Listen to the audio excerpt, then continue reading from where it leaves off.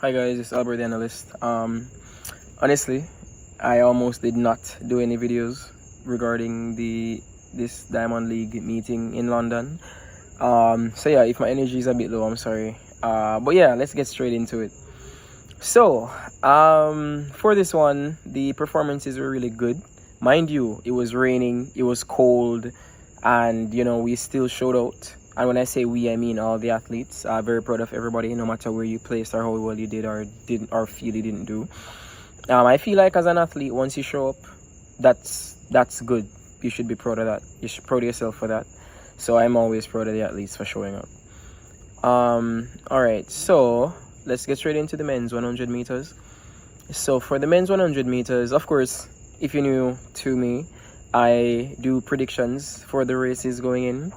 And then I might do a preview of the race, or sorry, when I say race, I mean the meet. And then after that, so I'll either do a preview and a review of it once it's finished, or I might do just one or both. All right, so for the men's 100 meters, I predicted that Oblique Seville would win this one. I mean, he ran 9.83 at the Jamaican trials to come second.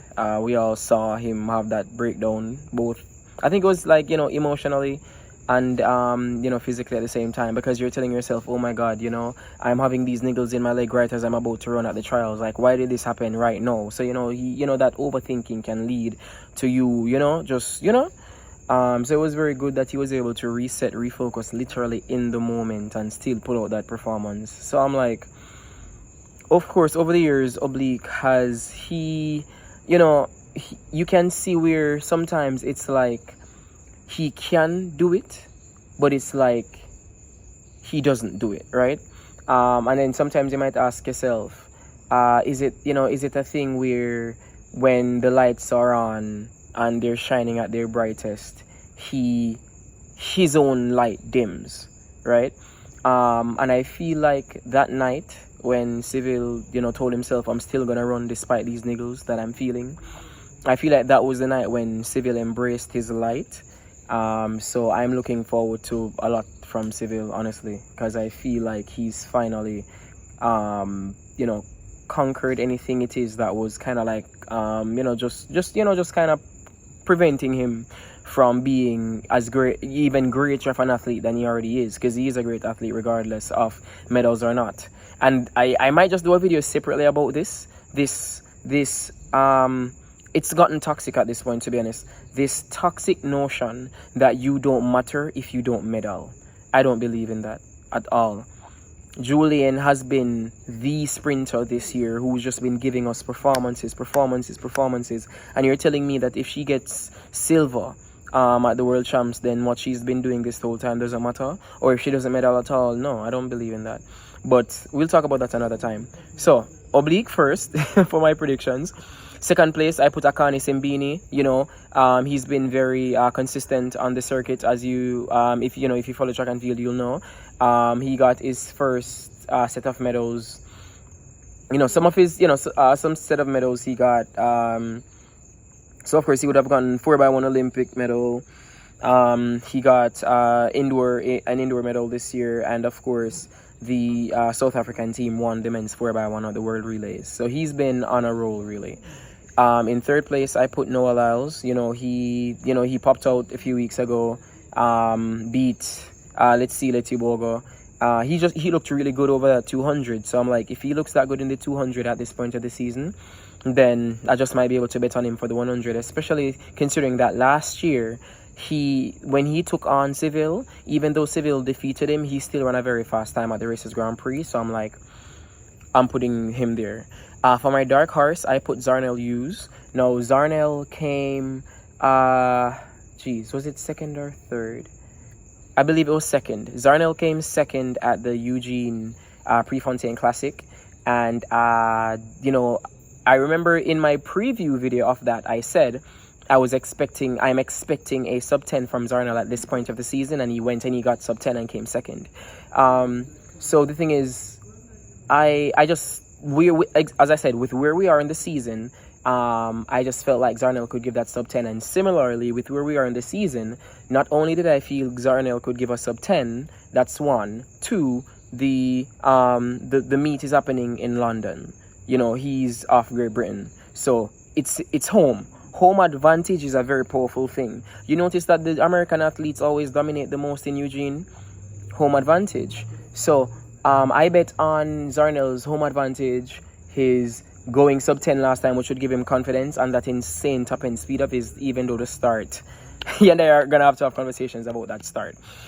So yeah, I made him my dark horse because I believe if there's anyone who could upset Oblique, Akani, Lyles, it would be Zarnell. So as for the actual results, so as I predicted, Oblique Seville came first. He ran 9.86 into a minus 0.6 wind. As I said, it was cold, it was a bit rainy. And the fact that he ran this fast into a headwind against the competition, he blew them out of the water. Actually, he's the only person who went sub 10, and he went way under 10 seconds. So that's, you know, that's very good. I expected it, to be honest. But yeah, and mind you, he ran the best relay leg on the relay before running this race. And I made a tweet on Twitter that, you know, his competition might as well go into witness protection program at this point, because he's coming. Second place, Noah Lyles, not shocked at all. As I said, you know, this young man, you know, very competitive, very self-confident, very sure of himself. He always puts on a show, so not shocked at all that he came second. Third place is actually Zarnell Hughes, who I had made my dark horse. As I said, home advantage, top end speed, where we are in the season. So Noah ran 10 seconds flat, which is a season's best, while Zarnell Hughes ran 10.02 for third. Akeem Blake, by the way, I heard that Akeem Blake was having, I'm not sure if it was flight issues, so he kind of arrived a bit late, which means that, of course, you know, there might have been jet lag and he might not have gotten enough time to prepare as everybody else, and yet he still came fourth in 10.08 into a minus 0.6. So that's amazing form that Akeem is displaying, so I'm really happy about that. And then Akani Simbini came fifth with a time of 10.11. He did good, if you ask me. Mind you, this was into a headwind. It was cold. Not everybody operates, you know, that well in... Yeah, as I was saying, sorry, I got interrupted by my alarm. Yeah, so not everybody does well in the cold, and that's totally fine. So yeah, that's how that went. Jeremiah Azu, he's the 60-meter world champion, right? He came sixth. Let's see, Letibogo came seventh, and Louis Hinchliffe came eighth. With Let's See Tobago, I just feel like he's been in his mind a little bit, and that's fine. He's young. Us young people, trust me, I know. We sometimes get into our mind a little bit, and that's totally fine. He will bounce back. He is, 10.12 into a minus 0.6. Like, this was a fast race, you know? So, he's good, guys. Stop worrying about Let's See. Let's See. He will sort things out, you know? Just have faith in him, I feel. So yeah, that's how that race went. For the next race, for the next event, it was the men's long jump. Now, for the men's long jump, I predicted that Wayne Pinnock of Jamaica would win. He has a personal best of 8.54, which he jumped to get gold. He has a personal best of 8.54, which would have gotten him gold in 2023 at the World Champs had he dropped it in the final or replicated it in the final versus, you know, I guess you could have called the prelim or the semis, in order to you know, qualify for the final. He has a season's best of 8.29 meters, which he jumped to get silver at this year's World Indoor Champs. Wayne Pinnock has given Jamaica silver medals back to back for 3 years straight. And I just find it sad that we didn't ensure that he was properly compensated. So, you know, I'm not really shocked that he decided to leave.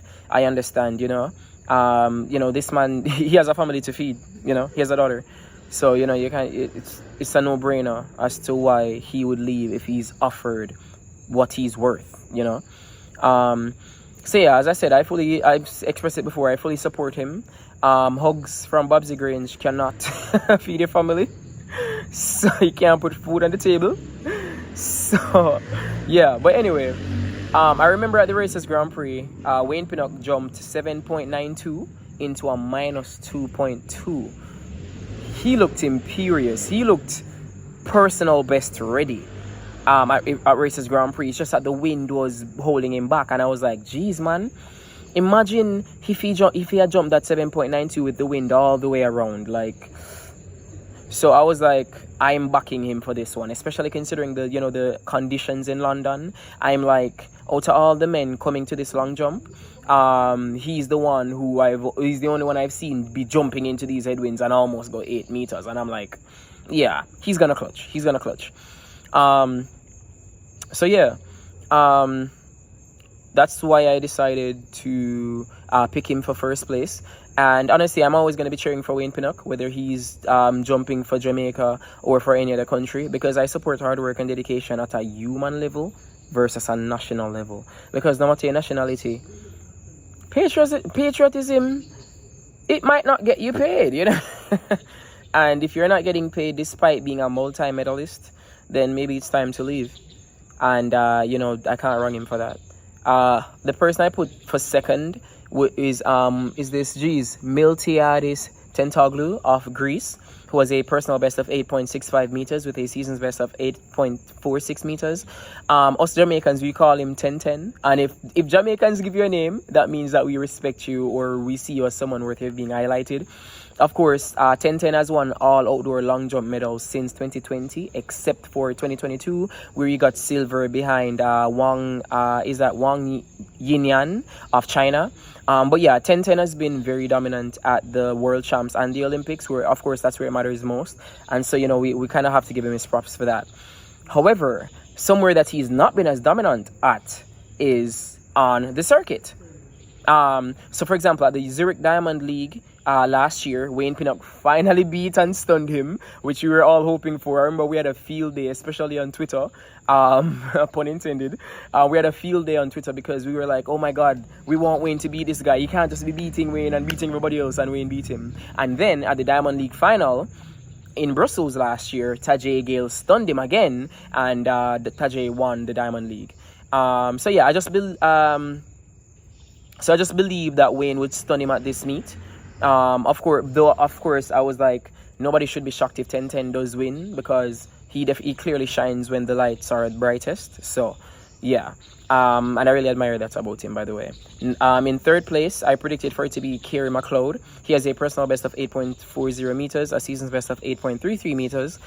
He has a bronze medal from the 2023 Indoor World Champs, and he's the back-to-back Jamaican national champion in the long jump. He's a very great talent who I definitely feel can, medal for us at major championships, especially considering the fact that Wayne is leaving, which I hate that fact so much. So yeah, McLeod, I feel definitely could, of course, he could definitely take the win, because I just saw that he's in the zone right now, considering his recent performances. I remember his most recent performance actually going into this meet. What was it? What was his season's best? I know he had a crazy season's best coming in.